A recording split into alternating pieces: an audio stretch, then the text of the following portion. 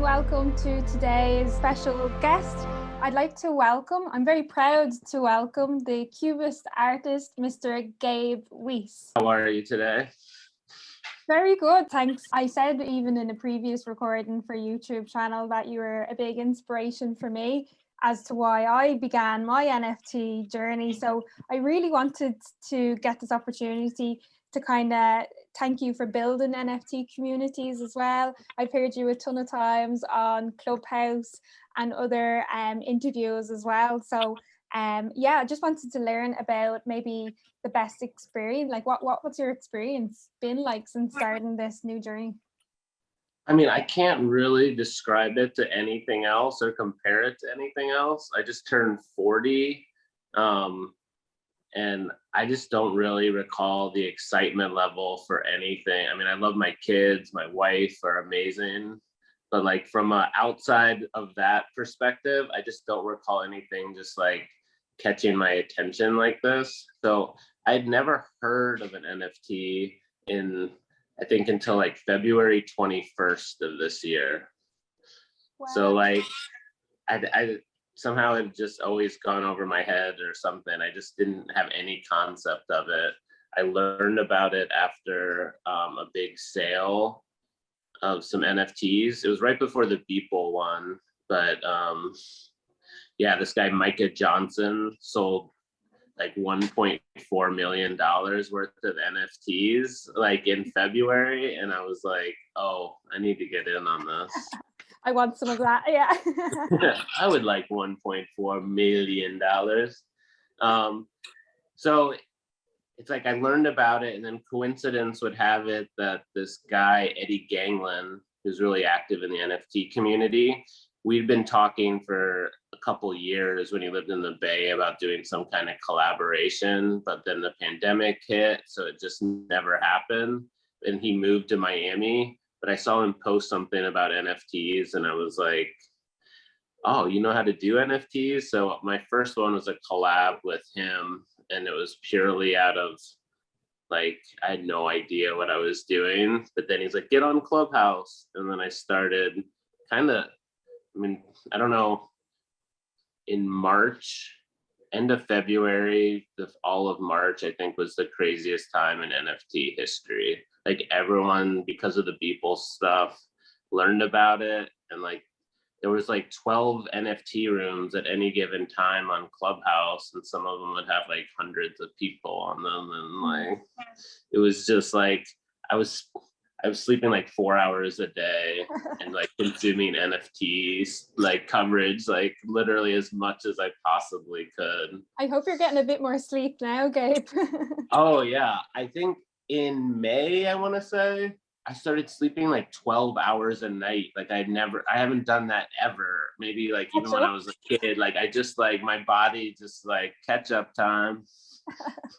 That's so funny. I think everyone agrees with you, the excitement at the very start. And it's interesting that you mentioned Beeple, because Beeple would be, you know, a digital artist, and then you're obviously a traditional artist. How do you find that difference in the NFT space? Like, do you think it's easier to sell a traditional work or more difficult? Like, what's your take on that? I think I'm unique in that, like, I started by just kind of high resolution photos of my paintings, right? Like that was kind of my first, like, this is NFT. I mean, I did a few animations and I did that collab with Eddie, which was an animation, but in general, my early stuff was just some of my favorite paintings ever. And then like high resolution shots. I think, you know, kind of what I've learned and what I think is exciting about where I'm heading is that I'm mixed. So I'm taking the high resolution shot, but then I'm kind of digitally remastering it and painting on top of it to add just a lot of layers but also like colors that you like. I'm a paint junkie. I go by to the art store and just buy as much paint all the time, but there's just certain colors that you just can't get except digitally. So for me, it just kind of like added to my palette and my toolbox a little bit, because I'd never done digital one time in my life until about, I think I bought an iPad in like the first week of April. Wow. Okay. Yeah. So like so anything digital for me is literally just like, I think why it feels so fresh and unique right now and why I've been doing so well in NFTs is like people can see like I'm genuinely excited about like making my art. Like it's not like, oh, will this sell or will this. I'm just like, this is so fun. I finally get all the tools in the toolkit to like do amazing things, and not all the tools. So I have a big solo show coming up in August 28th in LA. It's like an NFT solo show in Venice Beach. I'm super excited about, and tons of NFT folks are going to be there.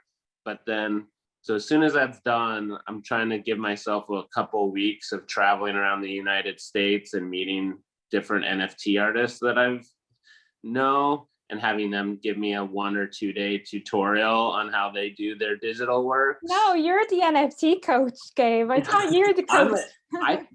I think I'm an amazing coach when it comes to strategy, when it comes to community building, when it comes to pricing. Like, I think I get all of those things, and making good art. But like, everyone makes their own art. Some of these are just like, if I had a few more digital tools in the toolkit, I just think it could be even that much cooler. Wow. And I like the way you said that, so you would find maybe the pricing easy, would you say? So like most people that I talk to, that's like a huge like roadblock, for them. Yeah. Even for me, I think it's just because it's a new space and it's such a small niche right now. There's not many people that I suppose you can talk to that would feel comfortable, giving you a full answer really about that. But yeah, I'd like to talk to you about the pricing strategy. Like, what was it like for you to price your very first NFT? And were you at all anyway skeptical? Did you have kind of questions about that pricing as well? I know I did. Yeah, I had a lot. I one of the best things that happened to me by far in the NFT space was early on. I was in a clubhouse room with Sabet, who I loved his avatar, and I thought he had 30,000 followers and I had like 70,000 or something followers on Instagram. So in my head, I thought I was doing him a favor. I was like, hey, we should collab. He's like, yeah, let's get on a call on Wednesday. This was Saturday. And between Saturday and Wednesday, I was on Clubhouse enough to learn that like Sabet had just sold like $500,000 worth of NFTs. So like my intention was so pure with reaching out to him. Like I thought I was doing him a favor, and instead like him kind of taking me under his wing was like one of the best things that's happened to me probably ever. So, I mean, I have to give a lot of credit to him for his like help in letting me understand pricing a little bit, and not I kind of started high. When I think about it in retrospect, I think it's really helped me a lot because I was able to hit those high price points early, then I haven't had to go back down ever. Yeah. So that's super helpful. For other people, and I'm coaching so many people these days, I actually think I maybe messed up my strategy if I could go back and redo it again. Really? Wow, that's interesting. I mean, I've done great, but like, I think I've done a lot better recently now that I have all these secondary sales and so many people have been making money off of my art. And I don't think I priced that in early on. So I was pricing stuff at like what it was worth. And now I take the approach of pricing it at 66% or something or 70% of what it's worth to bake in profit for the collectors. And I think the more, what I've found at least, like I've had like 30 secondary sales in the last couple of weeks. Wow. So all those 30 people that just made a bunch of money from buying and selling my stuff, they're going to come back. True. Maybe not the next drop, but some drop in the next 6 months. I'd be surprised if you can buy my piece and make $1,000 in 2 weeks time. Like, why wouldn't you buy another one?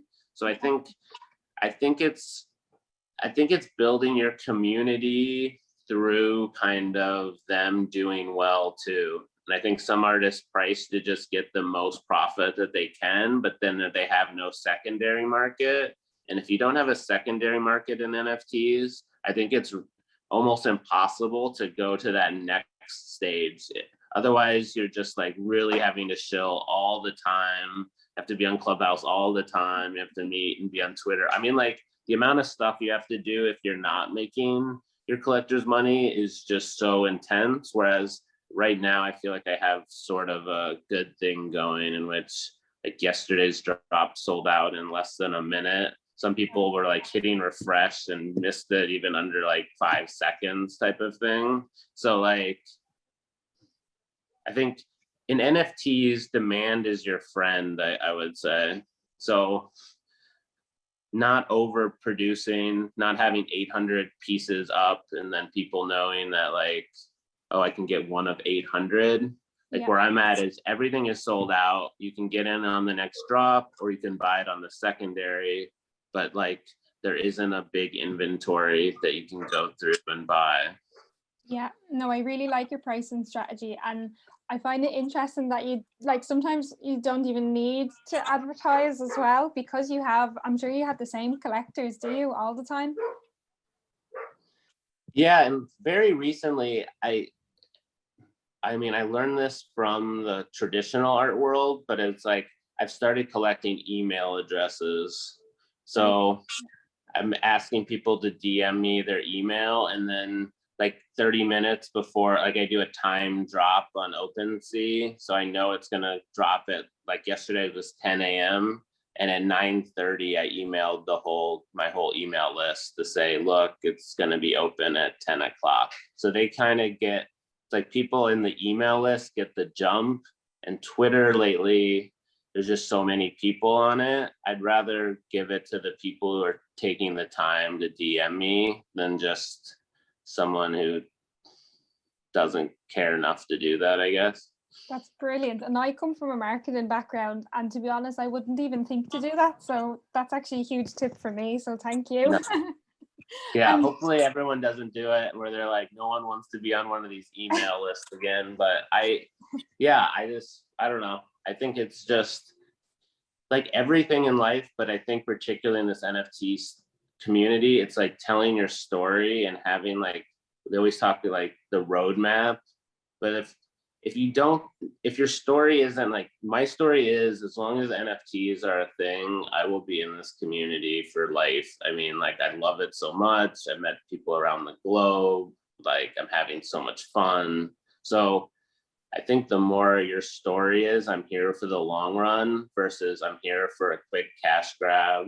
Or, you know, I think what you said is very true for so many people in the space, but it's kind of, the more you're kind of like, I don't know what I should do, maybe this, it's like, I don't think you give the collectors the confidence that a lot of them need, that it's like I just talk about just leaning into like, I am an NFT guru. This is what I do, you know, like that energy where people feel that full confidence that you're going to be around for the long term, that you care about doing it right, I think just goes a long way. Wow, yeah, no, that's amazing what you said. And that was going to be my next question as well. Do you see yourself in it for life? Because it's interesting how it's such a new space, and like I get asked, do I think, is it just a hype right now? Like, do I think that this is kind of the bubble and then the bubble's going to burst? But what do you think? Like, I've only seen like a growth happening in the past 3 months when I first began. So you would be in it maybe a little bit longer than me. So what have you seen? Like, do you have, for instance, like people around you locally, do they know what an NFT is, or like your friends, do they know? Well, in the Bay Area, I think is one of the NFT capitals, just because we're the tech capital. So there's a lot of people that get it here, but I don't think around. I mean, I think we're insanely early. We're like in 1978 New York when they just start beatboxing, and rhyming, but not really hip hop even. Like, I truly believe almost every single thing will be an NFT within 10 years. I think real estate will all be done via NFT. I think every single ticket to any event you ever go to will be an NFT. I think every music you consume, every piece of art you consume, like like so many things will be NFTs. And like, so is it clunky right now? Sure. Like same way, like a car phone. I don't know how old you are, but like I remember thinking car phones were like kind of like lame. Like why do you need to call someone in the phone like while you're driving? Like it's not that big of a deal. And then 20 years later, 10 years later, everyone has a cell phone. I mean, like, Yeah. That's my take. I think I'm going to be in it for the long haul. I really, truly think we're just brand new. And if you look at OpenSea's numbers of new users, I mean, they just got $1.5 billion in new seed funding, but like the numbers of the users on OpenSea is like skyrocketed the last month. So like, I think, and that's still like, this is obscure. Like I'm from the Midwest in like Illinois. I guarantee you go to Illinois and like less than 1% of the population knows what an NFT is. 100%. And how do you find, like with the different marketplaces, when you first began your journey, like how did you decide to choose OpenSea? Because there's already like aggregators out there now for different marketplaces. And I suppose for a first time NFT artist or just any artists going into this space, they could probably find that a bit daunting. So how could you explain maybe that's like why would you choose, say, OpenSea? So the best reason for OpenSea, number one, is that it's free to mint after the first mint. So like other places, depending on gas fees, like can cost you a couple $100 to mint and have your piece available, whereas on OpenSea it's free. So that's number one. Number two, I think if you're brand new and you can get in, like I'm on Known Origin, which is a really nice curated site. I'm on Foundation, nice site. But to me, OpenSea is still the best thing around when it comes to NFTs. I think the one thing is like the secondary market is just really easy to understand on OpenSea. And that's just such a huge focus for me. Like the easier it is for people to buy and sell and trade my NFTs, the better. So if you're on just an obscure site, it becomes really hard to do that. Even if you think you're getting more eyes, like long term, I think it doesn't help you as much. And there's just so many people on OpenSea. The other thing I would say is I think everyone's always kind of hoping for like this one perfect collector. Someone's going to see you through this site. My experience really has been, I mean, Clubhouse was huge for me. My Instagram following hasn't been like, even though I have a large following, hasn't been like my top place for selling NFTs at all. Like NFTs are sold on Twitter, period. Exactly. Period. End of story. The only place that NFTs matter is, and in my opinion, in social media, Discord too. Like, and I'm starting a new Discord here in a week or two that I'm really excited about. But other than Discord and Twitter and maybe Clubhouse, like Instagram, even though it's a visual site and you would think it would crush NFTs, it really just hasn't been. It's just not a place where the NFT community really like houses and isn't hanging out all day. Whereas if you're on NFT, Twitter is absurd. Yes. Be honest now, have you used Twitter before NFTs? Not even a little bit. I had like 9 followers and 8 of them were bots, I think, when I started. And like I was late to Twitter, even though I got into NFTs, it wasn't until April or something where I actually started doing Twitter. Yeah. I was just doing Clubhouse to sell stuff. And then I was like, okay, I guess the next thing is Twitter. That's what all the kids are doing these days.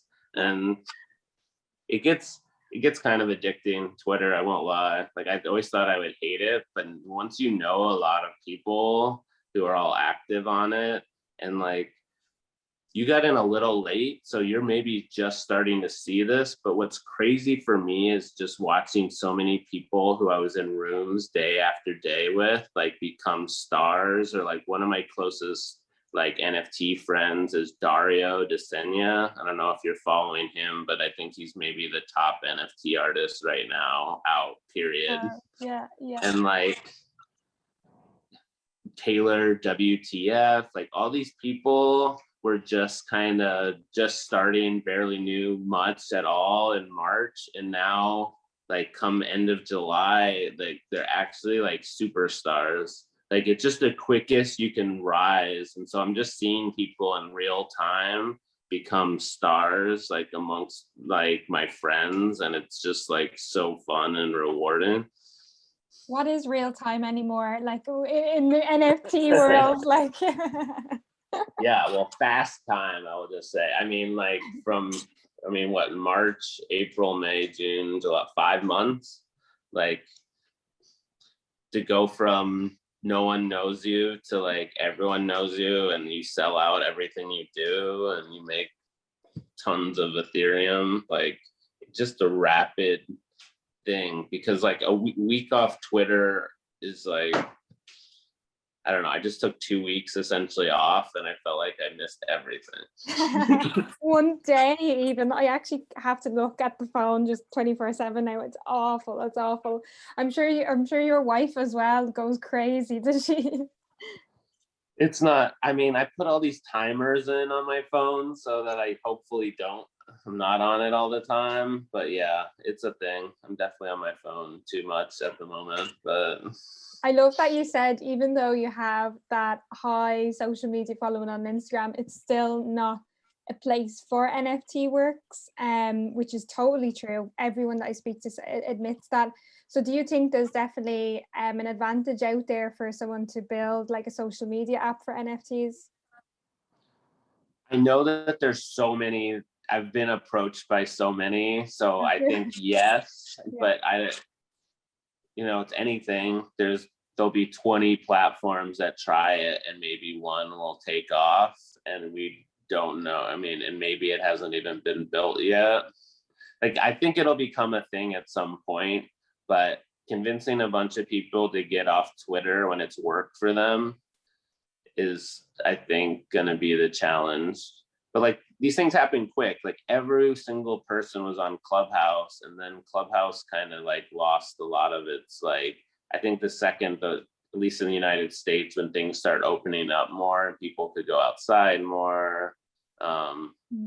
There's also just quite a few kind of, I think some of it, what happened is like people started doing really well, and some people still never did.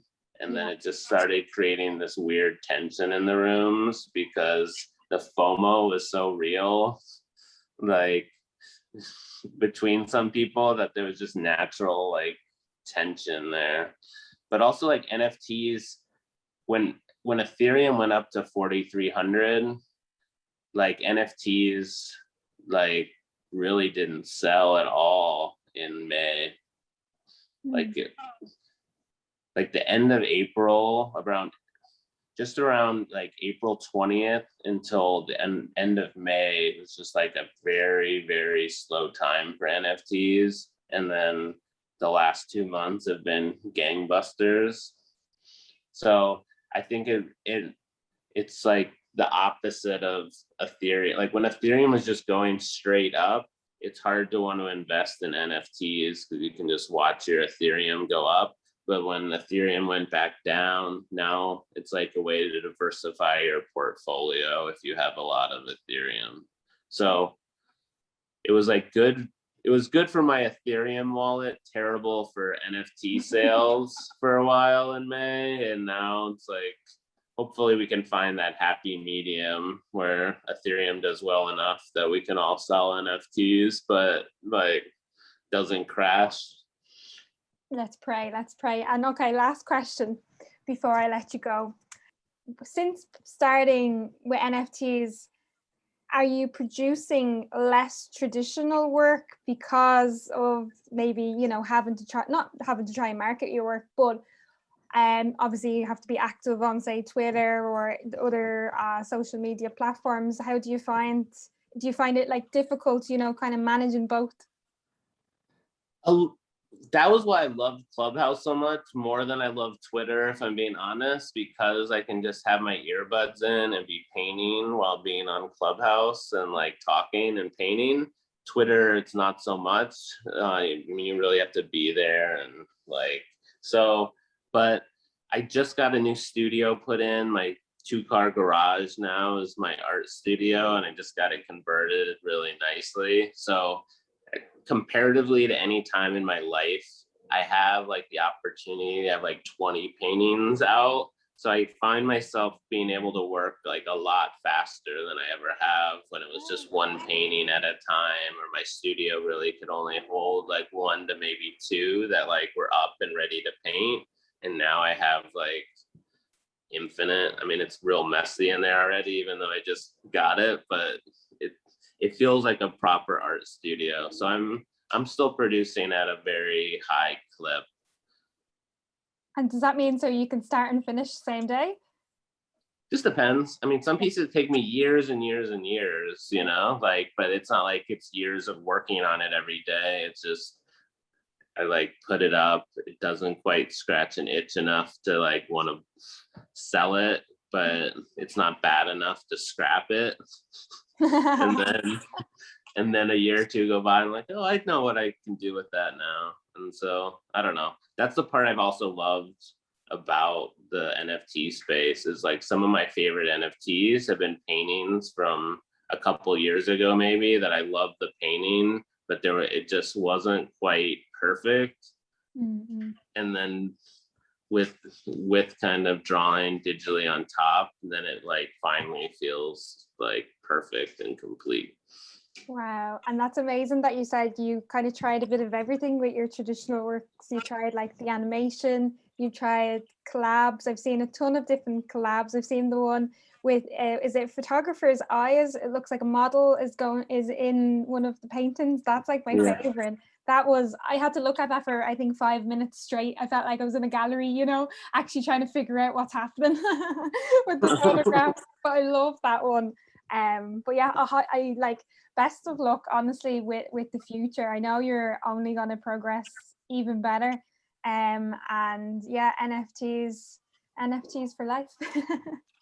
Love it. It's such a pleasure talking to you. Please stay in touch, and yeah, let's keep growing this community together. I think stuff like this, that where you can explain it, that's why I've been so open to interviews and stuff, is like, it's not as scary as people think, really. It sounds weird, but I don't think it's as weird as people think it is. And I think it is the future.